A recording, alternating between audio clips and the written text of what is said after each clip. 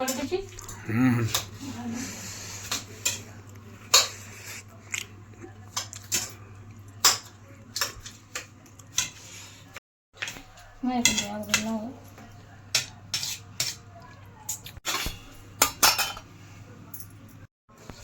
नमस्कार सरांना. तर आज मस्त साबुदाणा खिचडी करणार आहे. तर आता महाशिवरात्र काही दिवसावर आलेलीच आहे.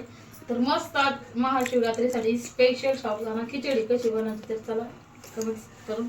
इथे ना बटाटे टाकून देते.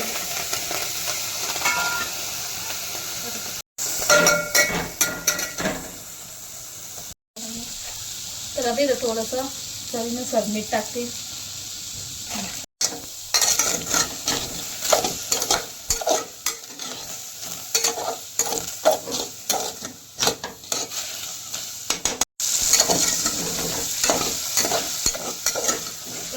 व्हिडिओ कॉल झाला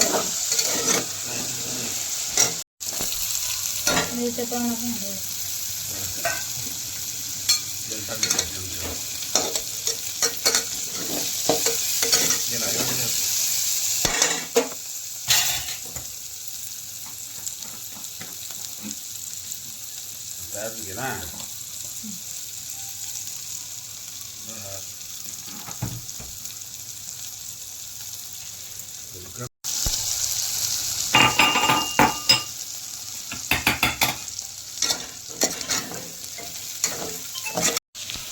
फोटो काढा एकदम फोटो काढा.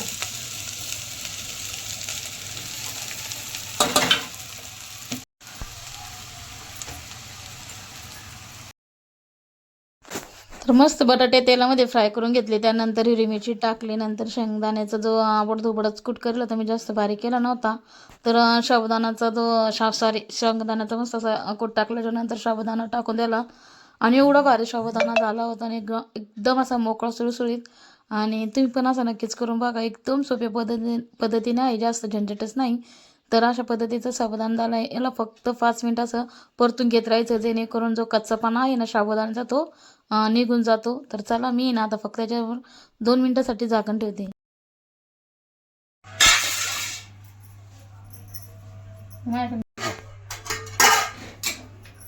तर झालेला मस्त आपला साबुदाणा खिचडी एकच नंबर झालेली साबुदाणा खिचडी.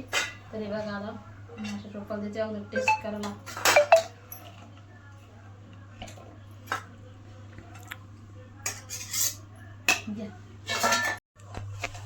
करून दाखव का झाला आपला साबुदाणा खिचडी. बरं ना हो का. दही पाहिजे होतं सोबत. मला दही लय आवडते.